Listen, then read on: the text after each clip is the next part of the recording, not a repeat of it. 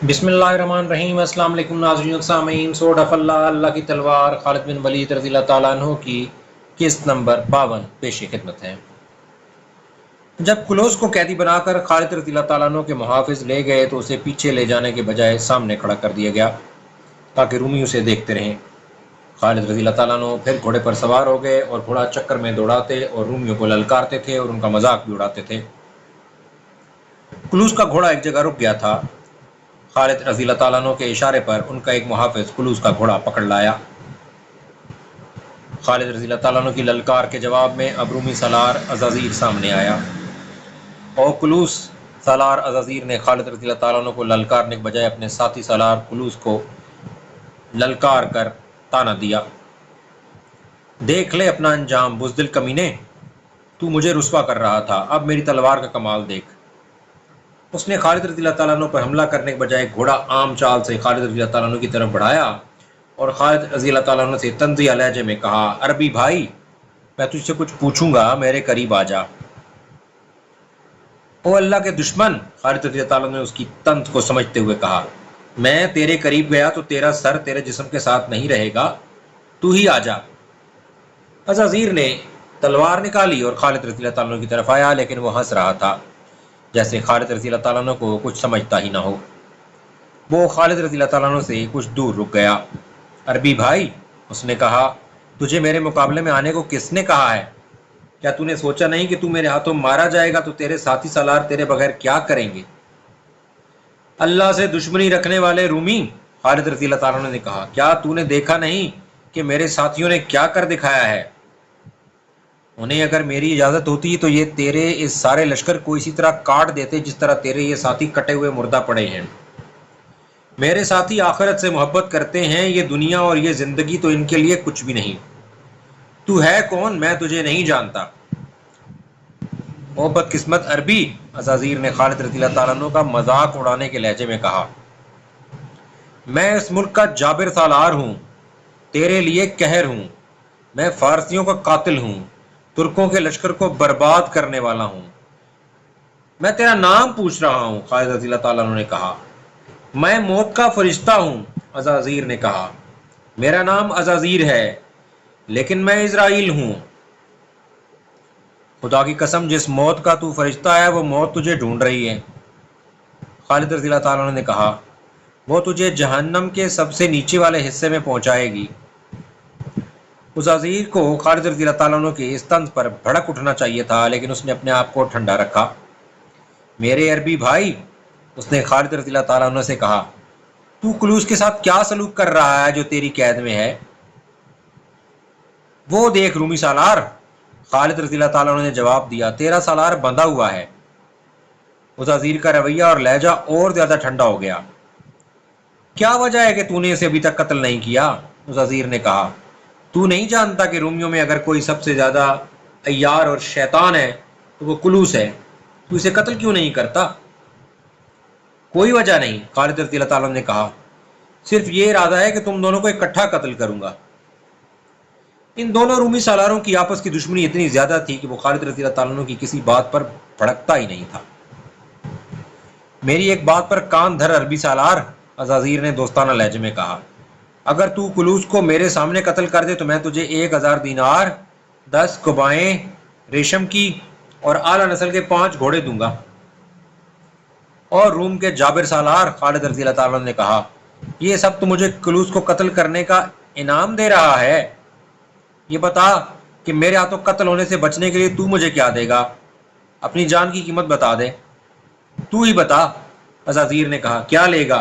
जजिया। खालिद रज़ी अल्लाह तआला ने कहा, अगर नहीं तो इस्लाम कबूल कर ले। अब अज़ाज़ीर भड़का। अरब के बद्दू, अज़ाज़ीर ने कहा, अब मेरा वार देख। हम अजमत की तरफ जाते हैं, तू जिल्लत में जाता है। अपने आप को मेरे हाथों कत्ल होने से बचा। उसने तलवार हवा में लहराई और खालिद रज़ी अल्लाह तआला पर हमला करने के लिए घोड़े को एड़ लगाई।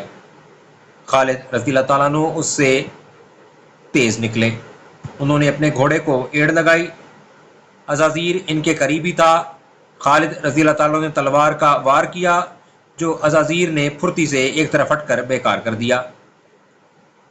इसके बाद खालिद रज़ी अल्लाह तआला ने ہر طرف سے آ کر اس رومی سالار پر وار کیے، مگر وہ بڑی پھرتی سے ادھر ادھر ہو کر وار بچاتا رہا۔ اس نے بعض وار اپنی تلوار پر روکے۔ مورخ واقدی نے اس دور کی تحریروں کے حوالے سے خالد رضی اللہ تعالیٰ عنہ اور عزازیر کے مقابلے کو تفصیل سے بیان کیا ہے۔ عزازیر وار روکتا تھا، وار کرتا نہیں تھا۔ رومی لشکر سے تو داد و تحسین کا شور اٹھ ہی رہا تھا، مسلمانوں نے بھی عزازیر کی پھرتی کی داد دی۔ خالد رضی اللہ تعالیٰ عنہ نے اپنا ہاتھ روک لیا۔ اے عرب کے سالار، عزازیر نے کہا، کیا میں تجھے قتل نہیں کر سکتا؟ میں تجھے زندہ پکڑوں گا اور تجھ سے یہ شرط منواؤں گا کہ تو جدھر سے آیا ہے اپنے لشکر کے ساتھ ادھر ہی چلا جائے۔ خدا کی قسم، اب تو میرے ہاتھوں زندہ گرفتار ہوگا، خالد رضی اللہ تعالیٰ نے بھڑک کر کہا اور اس پر جھپٹے۔ عزازیر نے گھوڑے کو تیزی سے موڑا اور بھاگ نکلا۔ خالد رضی اللہ تعالیٰ نے گھوڑا اس کے پیچھے ڈال دیا۔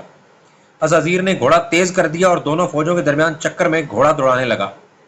اب مسلمانوں کا لشکر نعرے لگانے لگا۔ خالد رضی اللہ تعالیٰ نے اس کے تعاقب میں رہے۔ عزازیر اپنا گھوڑا ذرا آہستہ کر لیتا اور جب خالد رضی اللہ تعالیٰ نے اس تک پہنچتے تو وہ گھوڑے کو ایڑ لگا دیتا۔ اس دوڑ اور تعاقب میں بہت سا وقت گزر گیا۔ خالد رضی اللہ تعالیٰ کا گھوڑا سست پڑنے لگا اور اس کا پسینہ پھوٹ آیا۔ عزازیر کا گھوڑا خالد رضی اللہ تعالیٰ کے گھوڑے سے بہتر اور زیادہ طاقتور تھا۔ عزازیر نے دیکھ لیا کہ خالد رضی اللہ تعالیٰ کا گھوڑا رہ گیا ہے۔ اس نے اپنا گھوڑا گھمایا اور خالد رضی اللہ تعالیٰ کے ارد گرد چکر کاٹنے لگا۔ او عربی، عزازیر نے للکار کر کہا، تو سمجھتا ہے میں تیرے ڈر سے بھاگ اٹھا ہوں؟ میں تجھے کچھ اور دیر زندہ دیکھنا چاہتا تھا۔ میں تیری روح نکالنے والا فرشتہ ہوں۔ خالد رضی اللہ تعالیٰ نے دیکھا کہ ان کا گھوڑا عزازیر کے گھوڑے کا ساتھ نہیں دے سکتا تو اپنے گھوڑے سے کود کر اترے۔ ان کے ہاتھ میں تلوار تھی۔ عزازیر نے خالد رضی اللہ تعالیٰ کو آسان شکار سمجھا اور ان پر گھوڑا دوڑا دیا۔ خالد رضی اللہ تعالیٰ کھڑے رہے۔ عزازیر جب قریب آیا تو اس نے گھوڑے سے جھک کر خالد رضی اللہ تعالیٰ پر وار کیا۔ خالد رضی اللہ تعالیٰ بچتے نظر نہیں آتے تھے، لیکن انہوں نے سر کو نیچے کر کے وار کو بیکار کر دیا۔ عزازیر گھوڑے کو گھما کر آیا۔ خالد رضی اللہ تعالیٰ پہلے کی طرح کھڑے رہے۔ اب کہ پھر عزازیر نے ان پر وار کیا۔ خالد رضی اللہ تعالیٰ نے نہ صرف یہ کہ جھک کر اپنے آپ کو بچا لیا، بلکہ دشمن کے گھوڑے کی اگلی ٹانگوں پر ایسی تلوار ماری کہ گھوڑے کی ایک ٹانگ کٹ گئی اور دوسری گھوڑے کے بوجھ کے نیچے دوہری ہو گئی۔ گھوڑا گرا اور عزازیر گھوڑے کے آگے جا پڑا۔ وہ بڑی تیزی سے اٹھا، لیکن خالد رضی اللہ تعالیٰ نے اسے پوری طرح اٹھنے نہ دیا۔ تلوار پھینک کر اسے دبوچ لیا اور اسے اٹھا کر زمین پر پٹک دیا۔ اسے پھر اٹھایا اور پہلے سے زیادہ زور سے اسے پٹکا۔ عزازیر کو اس خوف نے بے جان کر دیا کہ خالد رضی اللہ تعالیٰ اسے مار ڈالیں گے، لیکن خالد رضی اللہ تعالیٰ نے اسے گھسیٹا اور اسی طرح اپنے لشکر کی طرف لے گئے اور کلوس کے پاس جا کھڑا کیا۔ یہ لے، خالد رضی اللہ تعالیٰ نے اسے کہا، اپنے دوست کلوس سے مل۔ خالد رضی اللہ تعالیٰ نے حکم دیا کہ عزازیر کو بھی باندھ لیا جائے۔ ادھر اللہ نے دشمن کے 2 سپہ سالار مسلمانوں کو دے دیے، ادھر شور اٹھا کہ باقی لشکر آ گیا ہے۔ خالد رضی اللہ تعالیٰ عنہ اپنے اسی لشکر کے انتظار میں تھے اور وقت حاصل کرنے کی کوشش کر رہے تھے۔ اس لشکر کے ساتھ تاریخ اسلام کے 2 عظیم سالار تھے، عمرو بن عاص رضی اللہ تعالیٰ عنہ اور ابو عبیدہ رضی اللہ تعالیٰ عنہ۔ خالد رضی اللہ تعالیٰ عنہ نے ذرا سا بھی وقت ضائع کیے بغیر اپنی فوج کو جنگی ترتیب میں کیا۔ 4000 جانباز سواروں کے دستے تلیہ کو اپنی کمان میں رکھا اور حملے کا حکم دے دیا۔ یہ پہلا موقع تھا کہ دشمن کے مسلمانوں کی تعداد دشمن کے برابر تھی، بلکہ کچھ زیادہ ہی تھی۔ رومیوں نے مقابلہ تو کیا، لیکن ان کے انداز میں جارحیت نہیں تھی، وہ دفاعی جنگ لڑ رہے تھے۔ ان کا حوصلہ اور جذبہ تو اسی ایک وجہ سے ٹوٹ گیا تھا کہ ان کے 2 سپہ سالار مسلمانوں کی قید میں تھے اور باقی سالار انفرادی مقابلوں میں مارے جا چکے تھے۔ اس رومی فوج میں پہلی جنگوں سے بھاگے ہوئے آدمی بھی تھے۔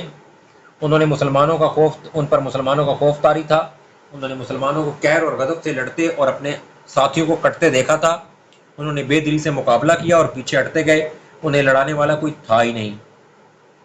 مسلمانوں نے انہیں پسپائی سے روکنے کے لیے ان کے عقب میں جانے کی کوشش کی، لیکن پیچھے درختوں سے اٹی ہوئی وادی تھی جس میں وہ غائب ہوتے جا رہے تھے۔ ان کی پیٹھ کے پیچھے دمشق تھا جو قلعہ بند شہر تھا، فاصلہ 12 میل تھا۔ یہ رومیوں کے لیے ایک کشش تھی، پناہ قریب ہی تھی، چنانچہ وہ فردن درختوں کے جھنڈوں میں سے گزرتے دمشق کی طرف بھاگ رہے تھے۔ رومی ایسی بری طرح مسلمانوں کے ہاتھوں ہلاک ہو رہے تھے کہ میدان جنگ ان کی لاشوں اور تڑپتے ہوئے زخمیوں سے اٹ گیا۔ دوڑتے گھوڑے اور پیادے انہیں کچل رہے تھے۔ رومیوں نے اپنے پہلوؤں کے دستوں کو عام پسپائی کے لیے کہہ دیا مسلمانوں نے تعاقب نہ کیا کیونکہ خالد رضی اللہ تعالیٰ عنہ اپنی نفری کو بچانا چاہتے تھے، وہ بڑے کوچ کے تھکے ہوئے بھی تھے۔ بچے کچے رومی دمشق پہنچ گئے اور شہر کے ارد گرد دیوار نے انہیں پناہ میں لے لیا۔ مسلمانوں نے مال غنیمت اکٹھا کیا، عورتوں نے زخمیوں کو اٹھایا اور انہیں مرہم پٹی کے لیے پیچھے لے گئیں۔ شہیدوں کی لاشیں ایک جگہ رکھ کر جنازہ پڑھا گیا اور انہیں الگ الگ قبروں میں دفن کیا گیا۔ خالد رضی اللہ تعالیٰ عنہ نے رات وہیں گزارنے کا حکم دیا اور تمام سالاروں کو اپنے پاس بلایا اور انہیں بتایا کہ دمشق کے محاصرے کو کامیاب کرنے کے لیے ضروری ہوگا کہ دمشق کی طرف آنے والے تمام راستوں کی ناکہ بندی کر دی جائے تاکہ دشمن اپنے دمشق کے دستوں کو کمک اور رسد نہ پہنچا سکے۔ خالد رضی اللہ تعالیٰ عنہ نے فحل کے قلعے کے قریب پہلے ہی ایک گھڑ سوار دستہ چھوڑ دیا تھا، وہاں سے امداد آنے کی توقع تھی۔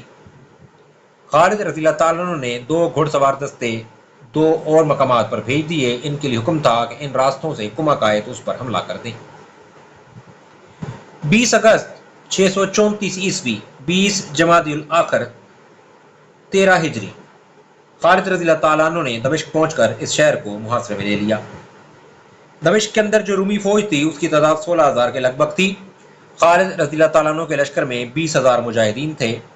شہیدوں اور شہید زخمیوں کی وجہ سے تعداد اتنی کم رہ گئی تھی، کچھ دستے مختلف مقامات پر رومیوں کی کمک کو روکنے کے لیے بھیج دیے گئے۔ یہ وجہ بھی تھی کہ مجاہدین کی تعداد 20,000 رہ گئی تھی۔ دمشق بڑا شہر تھا، اس کے 6 دروازے تھے اور ہر دروازے کا نام تھا: باب الشرق، باب توما، باب ہابیہ، باب فراویس، باب کیسان اور باب صغیر۔ خالد رضی اللہ تعالیٰ عنہ نے ہر دروازے کے سامنے 2-2، 3-3 ہزار نفری کے دستے کھڑے کر دیے۔ ہر دروازے کے لیے ایک سالار مقرر کیا گیا۔ رافع رضی اللہ تعالیٰ عنہ بن عمیرہ، عمرو بن عاص رضی اللہ تعالیٰ عنہ، شرجیل بن حسنہ رضی اللہ تعالیٰ عنہ، ابو عبیدہ رضی اللہ تعالیٰ عنہ اور یزید بن ابی سفیان رضی اللہ تعالیٰ عنہ۔ یزید کی ذمہ داری میں 2 دروازے دیے گئے تھے۔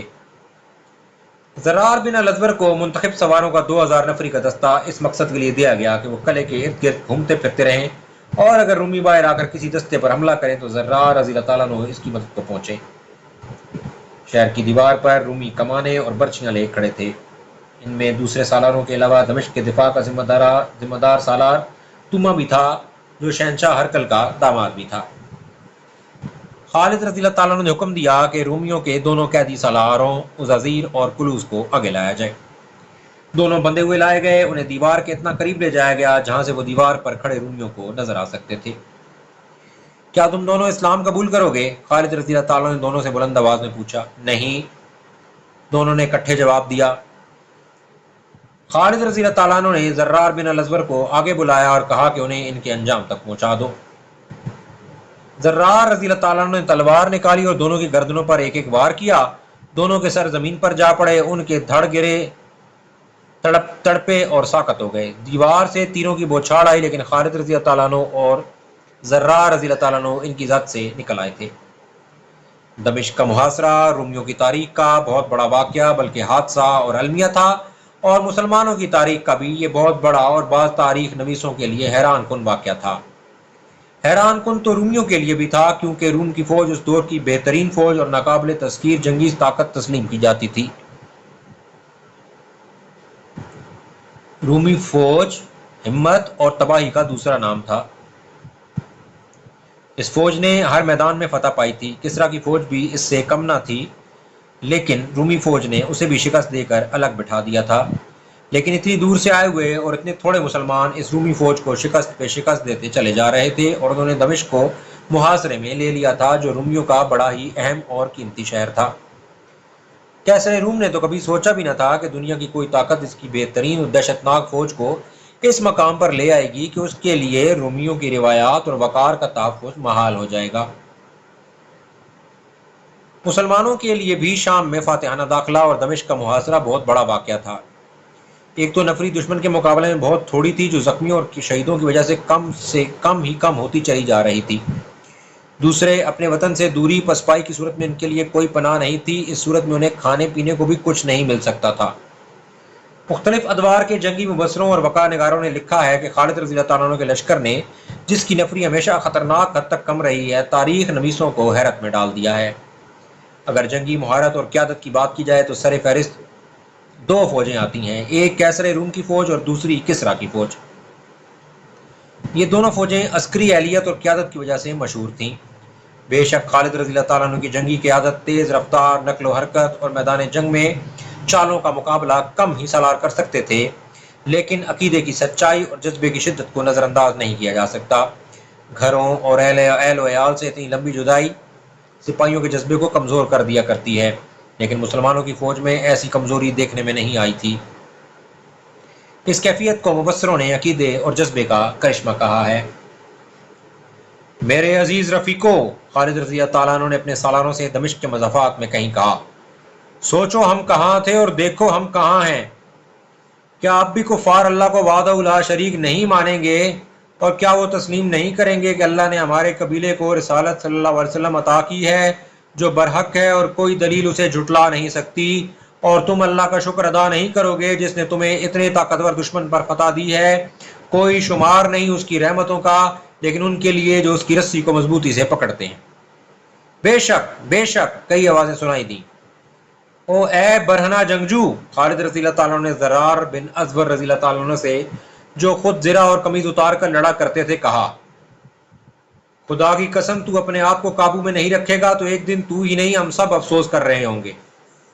ولید کے بیٹے، زرار رضی اللہ تعالیٰ عنہ نے کہا، دین اسلام کے دشمن کو دیکھ کر اپنے آپ پر قابو نہیں رہتا، لیکن اس میں کوتاہی نہیں کروں گا کہ تیرے ہر حکم کی تعمیل مجھ پر فرض ہے۔ زرار بن الازور کے بولنے کا انداز اتنا شگفتہ تھا کہ سب ہنس پڑے۔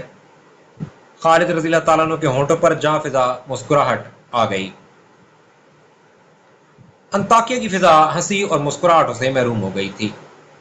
اس شہر کو رومی شہنشاہ ہرقل نے اپنا جنگی ہیڈ کوارٹر بنا لیا۔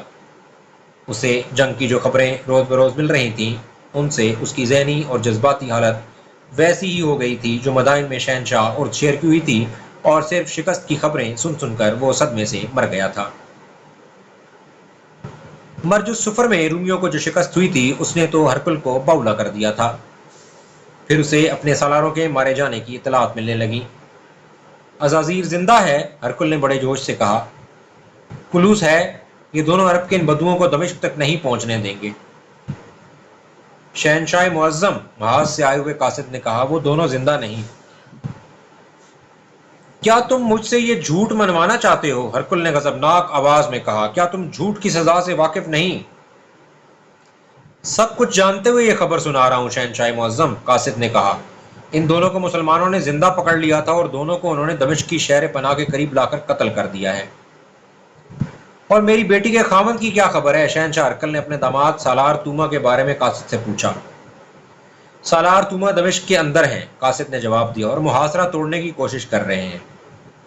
دمشق کا محاصرہ ہم توڑیں گے، شہنشاہ ہرقل نے کہا۔ ہرقل نے انطاکیہ میں اسی لیے ڈیرے ڈالے تھے کہ فوج تیار کر کے جہاں بھی کمک کی ضرورت ہوگی وہاں فوج بھیجے گا۔ اس نے پہلے ہی لوگوں کو فوج میں بھرتی ہونے کے لیے تیار کرنا شروع کر دیا تھا۔ گرجوں میں پادری صرف اس موضوع پر واز کرتے تھے کہ لوگوں کا فوج میں بھرتی ہونا کتنا ضروری ہے۔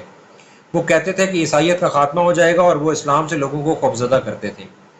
خالد رضی اللہ تعالیٰ عنہ جب دمشق کی طرف بڑھ رہے تھے، اس وقت ہرقل نے اعلان کیا تھا کہ جو فوج تیار ہو گئی ہے وہ اس کے معائنے اور احکام کے لیے اسے دکھائی جائے۔ یہ فوج اس کے سامنے لائی گئی تو اس نے ایسے جوشیلے اور جذباتی انداز سے فوج سے خطاب کیا کہ سپاہی آگ بگولا ہو گئے۔ تمہیں کوئی شہنشاہ حکم نہیں دے رہا، شہنشاہ ہرقل نے کہا، یہ خدا کے بیٹے کا حکم ہے کہ اس کے دشمنوں کو تباہ کر دو، صلیب کی آن پر مر مٹو۔ میں آج شہنشاہ نہیں، تم جیسا سپاہی ہوں۔ 9 ستمبر 634 عیسوی 10 رجب 13 ہجری کا دن تھا۔ دمشق کے محاصرے کا 11واں دن تھا۔ محاصرے کے 10 روز یہ سرگرمی رہی کہ دمشق کے کسی نہ کسی دروازے سے رومیوں کے 1-2 دستے باہر آتے اور مسلمانوں پر حملہ کرتے، لیکن زیادہ آگے نہ آتے، مختصر سی جھڑپ لے کر قلعے میں واپس جانے کی کرتے۔ خالد رضی اللہ تعالیٰ عنہ نے ابھی قلعے پر کسی بھی قسم کا حلہ نہیں بولا تھا۔ خالد رضی اللہ تعالیٰ عنہ نے دیکھ بھال کے لیے ہر طرف جاسوس بھیج رکھے تھے۔ محاصرے کے 11ویں روز ایک جاسوس اس حالت میں خالد رضی اللہ تعالیٰ عنہ کے پاس آیا کہ اس کا گھوڑا پسینے میں نہایا ہوا تھا، اور جب گھوڑا رکا تو کانپ رہا تھا۔ سوار کی اپنی حالت بھی کچھ ایسی ہی تھی، اس سے اچھی طرح بولا بھی نہیں جاتا تھا۔ خالد رضی اللہ تعالیٰ عنہ نے پہلے تو اسے پانی پلایا، پھر پوچھا کہ وہ کیا خبر لایا ہے۔ رومیوں کی ایک فوج آ رہی ہے، جاسوس نے کہا، تعداد 10,000 سے زیادہ ہوگی، کم نہیں۔ تم نے اسے کہاں دیکھا ہے؟ خالد رضی اللہ تعالیٰ نے پوچھا۔ حمص سے آگے نکل آئی ہے، جاسوس نے جواب دیا، اور ایک جگہ کا نام لے کر اس نے کہا ہمارا ایک دستہ وہاں موجود ہے۔ رومی فوج کل کسی بھی وقت وہاں تک پہنچ جائے گی۔ ہمارے دستے کی نفری ان کے مقابلے میں بہت تھوڑی ہے، اس لیے میں کہیں ایک ثانیہ بھی نہیں رکا، ہمارا دستہ مارا جائے گا اور رومی دمشق تک آ جائیں گے۔ خالد رضی اللہ تعالیٰ نے جاسوس کو رخصت کر دیا۔ ان کے لیے یہ خبر حیران کن بھی نہیں تھی، پریشان کن بھی نہیں تھی۔ انہیں معلوم تھا کہ ہرکل انطاکیہ میں اور وہاں وہ آرام اور سکون سے نہیں بیٹھا ہوا، بلکہ وہ دمشق کو بچانے کے انتظامات کر رہا ہے۔ یہ رومی فوج جس کی اطلاع ایک جاسوس لایا تھا، انطاکیہ سے شہنشاہ ہرکل نے اپنی دمشق والی فوج کے لیے کمک کے طور پر بھیجی تھی۔ مورخوں نے اس کی تعداد 12,000 لکھی ہے۔ خالد رضی اللہ تعالیٰ نے اسی توقع پر کہ رومیوں کی کمک آئے گی دمشق کی طرف آنے والے راستوں پر پہلے سے ہی تھوڑی تھوڑی نفری کا ایک دستہ بھیج دیا تھا۔ ان کے سپرد یہ کام تھا کہ کمک کو روک کے رکھے، مگر یہ جو فوج آ رہی تھی اس کی نفری بہت زیادہ تھی۔ خالد رضی اللہ تعالیٰ نے اسی وقت سالاروں کو بلایا اور انہیں بتایا کہ دشمن کی زیادہ نفری آ رہی ہے اور اسے روکنے کے لیے اپنی نفری بہت تھوڑی ہے۔ رومیوں کی اس کمک کو روکنا ہے، خالد رضی اللہ تعالیٰ نے کہا، اور اپنی نفری جو اس کے راستے موجود ہے اسے جان نقصان سے بچانا ہے۔ ہمیں معاشرے کو ذرا کمزور کرنا پڑے گا، اس کمی کو ہم اپنے جذبے سے پورا کر لیں گے، سالار شرجیل نے کہا۔ ابن ولید تو جتنی نفری کافی سمجھتا ہے یہاں سے نکال کر بھیج دے۔ 5,000 سوار کافی ہوں گے، خالد رضی اللہ تعالیٰ نے کہا۔ رومیوں کی نفری 10,000 سے زیادہ ہے، بہت ہے، زرار رضی اللہ تعالیٰ بن الازور نے کہا، اور مجھے یقین ہے ابن ولید کہ تو مجھے مایوس نہیں کرے گا، ان 5,000 سواروں کا سالار میں ہوں گا۔ تیری اس خواہش کو میں رد نہیں کروں گا ابن ازور، خالد رضی اللہ عنہ نے کہا، لیکن احتیاط کرنا کہ جوش میں آ کر دشمن کی صفوں میں نہ گھس جانا، اگر ایسا ضروری ہو جائے تو تجھے پیچھے نہیں رہنا چاہیے۔ اور یہ بھی سن لے ابن الازور، اگر تو نے دیکھا کہ تو دشمن کو نہیں سنبھال سکے گا تو فوراً کمک مانگ لینا، میں بھیج دوں گا۔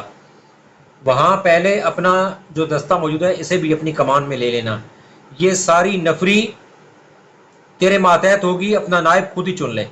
رافع بن عمیرہ، زرار رضی اللہ تعالیٰ نے کہا، لے جا اسے، خالد رضی اللہ تعالیٰ نے کہا، اور اتنی جلدی وہاں پہنچ جیسے تو اڑتا گیا ہو۔ زرار رضی اللہ عنہ بن الازور کو درہ عقاب، شنیت العقاب کے قریب پہاڑی علاقے میں 5,000 سواروں کے ساتھ پہنچنا تھا۔ وہ جگہ دمشق سے کم و بیش 20 میل دور تھی۔ زرار تو جیسے اڑتے ہوئے وہاں پہنچ گئے۔ انہوں نے وہاں جو نفری موجود تھی اسے بھی اپنی کمان میں لے لیا۔ یہ علاقہ پہاڑی ہونے کی وجہ سے گھات کے لیے موزوں تھا۔ رومی فوج ابھی وہاں تک نہیں پہنچی تھی۔ زرار رضی اللہ عنہ نے بڑی تیزی سے اپنی تمام نفری کو گھات میں چھپا دیا۔ اس کے ساتھ ہی اس روز کا سورج غروب ہو گیا۔ زرار رضی اللہ عنہ نے سنتری اس ہدایت کے ساتھ مقرر کیے کہ وہ ٹیکریوں اور چٹانوں کے اوپر چلے جائیں، باہر نہ جائیں، اور پوری احتیاط کی جا رہی تھی کہ دشمن کو گھات کا پتہ نہ چلے۔ رات گزر گئی، صبح طلوع ہوئی اور اس سے تھوڑی ہی دیر بعد دشمن کی فوج آ گئی، اور یہ صحیح معنوں میں فوج تھی۔ نفری زیادہ، تنظیم نہایت اچھی۔ دیکھا گیا کہ اس فوج کے ساتھ بے شمار گھوڑا گاڑیاں تھیں جو سامان سے لدی ہوئی تھیں، اور اونٹوں کی تعداد بھی بے حساب تھی جن پر بوریاں لدی ہوئی تھیں۔ یہ بعد میں پتہ چلا تھا کہ یہ سامان خردونوش تھا جو دمشق جا رہا تھا۔ خالد رضی اللہ تعالیٰ عنہ دمشق کے اندر کی اس صورتحال سے بے خبر تھے کہ رومیوں نے دمشق کا دفاع تو بڑا اچھا کیا تھا، لیکن شہر میں رسد اور خوراک کی اتنی کمی تھی کہ 10 دنوں کے محاصرے میں ہی شہری ہر چیز کی قلت محسوس کرنے لگے تھے۔ ہرکل کو اطلاع مل چکی تھی، اس نے کمک بھیجی اور اس کے ساتھ خوراک کا ذخیرہ بھیج دیا تھا۔ زرار بن الازور کو بتایا گیا کہ رومی فوج کے ساتھ مال و اسباب بے حساب آ رہا ہے، تو زرار رضی اللہ عنہ نے جوش میں آ کر حسب معمول زرہ، خود اور قمیض اتار پھینکی۔ نیم برہنہ ہو کر انہوں نے اعلان کیا کہ بہت موٹا شکار آ رہا ہے۔ رومی جب پہاڑیوں میں آئے تو زرار رضی اللہ عنہ کی للکار پر مجاہدین اسلام گھات سے نکل کر رومیوں پر ٹوٹ پڑے۔ توقع تو یہ تھی کہ رومی اچانک حملے سے گھبرا اور بوکھلا کر بھاگ اٹھیں گے، لیکن ان کا رد عمل ایسا بالکل نہیں تھا۔ انہوں نے یہ چال چلی کے پیچھے ہٹنے لگے اور درہ عقاب کے قریب اس جگہ جا رکے جو ہموار میدان تھا اور یہ پہاڑی کی بلندی تھی۔ انہوں نے سامان کی گاڑیاں پیچھے بھیج دی اور ان کے پیچھے کی فوج آگے آ گئی۔ ان کی تعداد مسلمانوں سے دگنی تھی اور ان کے انداز سے صاف پتہ چلتا تھا کہ مسلمانوں کا یہ حملہ ان کے لیے غیر متوقع نہ تھا، وہ اس کے لیے تیار تھے۔ انہوں نے قدم جما لیے۔ زرار رضی اللہ بن الازور کی دشمن کو اس کیفیت میں دیکھا کہ اس نے نہ صرف یہ حملہ روک لیا بلکہ وہ سامنے سے بھی اور دائیں بائیں سے بھی حملہ کر رہا ہے۔ مسلمانوں کا جوش و خروش کچھ کم نہ تھا، لیکن رومی جس منظم انداز سے لڑ رہے تھے اس سے یہی ایک خطرہ نظر آنے لگا تھا کہ وہ مسلمانوں کو بھگا کر اور کاٹ کر آگے نکل جائیں گے۔ زرار رضی اللہ تعالیٰ عنہ کو خالد رضی اللہ عنہ نے جس حرکت سے منع کیا تھا انہوں نے وہی حرکت کی۔ پہلے تو وہ منظم طور پر رومیوں پر حملے کراتے رہے، لیکن دیکھا کہ رومی پیچھے ہٹنے کے بجائے بڑے چلے آ رہے ہیں تو زرار رضی اللہ عنہ جوش میں آ گئے اور چند ایک مجاہدین کو ساتھ لے کر رومیوں پر ٹوٹ پڑے۔ انہوں نے اپنی مخصوص جرأت اور شجاعت کا مظاہرہ کیا اور جو رومی ان کے سامنے آیا وہ کٹ کر گرا اور اس طرح وہ اندھا دھند بہت آگے نکل گئے۔ یہ ہے برہنہ جنگجو، کسی رومی نے نعرہ لگایا۔ یہ کوئی سالار ہو سکتا تھا، اس نے للکار کر کہا۔ گھیرے میں لے لو، اسے زندہ پکڑو۔ زرار رضی اللہ تعالیٰ عنہ نیم برہنہ ہو کر لڑنے اور دشمن کو ہر میدان میں حیران کن نقصان پہنچانے میں اتنے مشہور ہو گئے تھے کہ انطاکیہ تک ان کی شجاعت کے چرچے پہنچ گئے تھے۔ رومیوں نے اس نیم برہنہ جنگجو کو پہچان لیا۔ زرار کے دائیں بازو میں ایک تیر لگ چکا تھا۔ مورخوں نے لکھا ہے کہ زرار رضی اللہ عنہ کے جسم پر 2 زخم اور بھی تھے، بہرحال ان کے بازو میں تیر اترنے پر سب متفق ہیں۔ زرار رضی اللہ عنہ نے تیر کھینچ کر بازو سے نکال پھینکا۔ تیر نکالنا بڑا ہی اذیت ناک ہوتا ہے، وہاں سے گوشت باہر نکل آتا ہے، لیکن زرار رضی اللہ عنہ بن الازور عاشق رسول صلی اللہ علیہ وسلم تھے، وہ تو جیسے اپنے جسم اور اپنی جان سے دستبردار ہو گئے تھے۔ یہ تیر اور تلواریں تو جیسے ان کا کچھ نہیں بگاڑ سکتی تھیں۔ رومیوں کا تیر کھا کر انہوں نے تیر یوں نکال پھینکا جیسے ایک کانٹا نکال پھینکا ہو۔ ان کا دایاں ہاتھ تلوار کو مضبوطی سے تھامے رہا اور رومی کٹتے اور گرتے رہے۔ رومی انہیں زندہ پکڑنے کا تہیہ کر چکے تھے۔ انہوں نے زرار رضی اللہ عنہ کے آدمیوں کو جو ان کے ساتھ آگے نکل گئے تھے بکھیر کر الگ الگ کر دیا اور زرار رضی اللہ عنہ کو گھیرے میں لے لیا۔ اس موقع پر انہیں 1 یا 2 زخم آئے، آخر کئی رومیوں نے مل کر انہیں پکڑ لیا اور انہیں باندھ لیا۔ رومی بلند آواز سے چلانے لگے، مسلمانوں، تمہارا سالار ہمارا قیدی ہو گیا ہے، ہم نے تمہارے ننگے سالار کو پکڑ لیا ہے، ہم شہنشاہ ہرقل کو تحفہ دیں گے۔ رومیوں کی للکار بلند ہوتی جا رہی تھی، وہ ٹھیک کہتے تھے، شہنشاہ ہرقل کے لیے زرار رضی اللہ عنہ سے بڑھ کر اور کوئی تحفہ اچھا نہیں ہو سکتا تھا۔ رومیوں نے باندھ کر پیچھے لے گئے، ان کے زخموں سے خون بڑی تیزی سے بہا جا رہا تھا، جس سے یہ خطرہ پیدا ہو گیا تھا کہ وہ ہرقل تک زندہ نہیں پہنچ سکیں گے۔ رومیوں نے ان کی مرہم پٹی کر دی۔ اس دور کی جنگوں میں فوجیں یوں بھی شکست کھا جاتی تھیں کہ سپہ سالار مارا گیا، پرچم گر پڑا اور پوری کی پوری فوج بھاگ اٹھی، لیکن مسلمانوں کا معاملہ اس کے برعکس تھا۔ زرار رضی اللہ تعالیٰ عنہ جیسا سالار پکڑا گیا تو دشمن کی یہ للکار سن کر کہ اس نے ان کے سالار کو پکڑ لیا ہے، مسلمانوں نے حملوں کی شدت میں اضافہ کر دیا۔ وہ لپکتے ہوئے شعلے اور کڑکتی ہوئی بجلیاں بن گئے۔ رافع بن عمیرہ زرار رضی اللہ عنہ کے نائب سالار تھے۔ انہوں نے گرج کر اعلان کیا کہ اب کمان ان کے ہاتھ میں ہے۔ انہوں نے سامنے سے رومیوں پر حملے کرائے، خود بھی حملوں کی قیادت کی اور دشمن کی صفوں کو توڑ کر آگے جانے کی کوشش کی، لیکن رومیوں کی صفیں مل کر بڑی مضبوط دیوار بن گئی تھی۔ رافع زرار رضی اللہ عنہ کو رہا کرانے کی کوشش میں تھے، لیکن ان کی کوشش کامیاب نہیں ہو رہی تھی۔ مسلمان اپنے سالار کو دشمن سے چھڑانے کے لیے جان کی بازی لگائے ہوئے تھے۔ دوپہر سے ذرا بعد کا وقت تھا۔ خالد رضی اللہ عنہ دمشق کے ارد گرد گھوم پھر کر جائزہ لے رہے تھے کہ دیوار کہیں سے توڑی جا سکتی ہے یا نہیں۔ وہ 2 سالار ان کے ساتھ تھے۔ خدا کی قسم دمشق ہمارا ہے، خالد رضی اللہ عنہ نے کہا، رومیوں کو کمک نہیں مل سکتی۔ زرار رضی اللہ عنہ اور رافع ان کی کمک کو بھگا چکے ہوں گے۔ خالد رضی اللہ عنہ چپ ہو گئے۔ گھوڑ سوار ان کی طرف بڑا تیز آ رہا تھا، قاصد معلوم ہوتا ہے۔ خالد رضی اللہ عنہ نے کہا اور گھوڑے کو ایڑ لگا کر اس کی طرف بڑھے۔ سالار عالی، گھوڑ سوار نے گھوڑا ان کے قریب روک کر کہا، رومیوں نے زرار بن الازور کو پکڑ لیا ہے، ابن عمیرہ نے ان کی جگہ لے لی ہے۔ انہوں نے ابن الازور کو رہا کرانے کی بہت کوشش کی ہے، لیکن رومیوں کی تعداد اتنی زیادہ ہے کہ ہم ناکام ہو گئے ہیں۔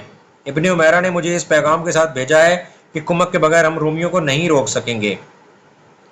کیا میں نے اسے منع نہیں کیا تھا کہ اپنے آپ کو قابو میں رکھنا؟ خالد رضی اللہ عنہ نے برہم سا ہو کر کہا، رومی ہمارے اتنے قیمتی سالار کو نہیں لے جا سکتے۔ خالد رضی اللہ عنہ نے تمام سالاروں کو بلایا اور انہیں زرار کی گرفتاری اور بیت لیہ میں رومیوں کے سامنے مسلمانوں کی کمزور حالت کے متعلق بتایا۔ میں خود ابن عمیرہ کی مدد کے لیے جانا چاہتا ہوں، خالد رضی اللہ تعالیٰ عنہ نے کہا، لیکن محاصرہ کمزور ہو جائے گا، رومی باہر آ کر تم پر حملہ کر دیں گے، ہماری نفری پہلے ہی کم رہ گئی ہے، اگر میں نہیں جاتا اور میں کمک نہیں بھیجتا تمہارے 5-6 ہزار سوار مارے جائیں گے اور رومیوں کی کمک سیدھی یہاں آ کر ہلہ بول دے گی۔ بتا سکتے ہو مجھے کیا کرنا چاہیے؟ رافع کی مدد کو پہنچنا اور رومیوں کی کمک کو روکنا زیادہ ضروری ہے، ابو عبیدہ رضی اللہ تعالیٰ عنہ نے کہا۔ ابن ولید، تو سمجھتا ہے کہ تیرا جانا ضروری ہے تو ابھی چلا جا، ہمیں اور دمشق کے محاصرے کو اللہ پر چھوڑ، رومیوں کو باہر آ کر حملہ کرنے دے، وہ زندہ اندر نہیں جا سکیں گے۔ دوسرے سالاروں نے ابو عبیدہ رضی اللہ تعالیٰ عنہ کی تائید کر کے خالد رضی اللہ تعالیٰ عنہ کو یقین دلایا کہ ان کی نفری کم ہو گئی تو بھی وہ معاشرے کو درم برم نہیں ہونے دیں گے۔ اگر مجھے جانا ہی ہے تو میں فوراً نہیں جاؤں گا، خالد رضی اللہ تعالیٰ عنہ نے کہا۔ میں ایسے وقت یہاں سے سواروں کو ساتھ لے کر نکلوں گا جب دشمن ہمیں نہیں دیکھ سکے گا۔ ابو عبیدہ رضی اللہ تعالیٰ عنہ میری جگہ لے لے، میں آدھی رات کے بعد 4000 سوار لے کر نکل جاؤں گا۔ تم سب پر اللہ کی سلامتی ہو، اللہ تمہارا حامی و ناصر ہو۔ 4000 سواروں کو تیاری کی حالت میں الگ کر دو اور انہیں بتا دو کہ آدھی رات کے بعد روانہ ہونا ہے۔ سامعین و ناظرین، سوڈ آف اللہ، اللہ کی تلوار، خالد بن ولید رضی اللہ تعالیٰ عنہ کی قسط نمبر 52 کا یہاں پہ اختتام ہوا۔ ویڈیو پسند آئے تو اس کو لائک کر دیں، چینل کو سبسکرائب کر دیں اور گھنٹی کے نشان کو پریس کر دیں تاکہ میرے آنے والی ویڈیوز کے نوٹیفیکیشن آپ کو بر وقت ملتے رہیں۔ اب تک کے لیے اتنا ہی۔ اپنا اور اپنے اس چینل کا خیال رکھیے گا۔ انشاءاللہ تعالی بہت جلد اگلی ویڈیو میں ملاقات ہوگی۔ تب تک کے لیے اللہ حافظ و ناصر۔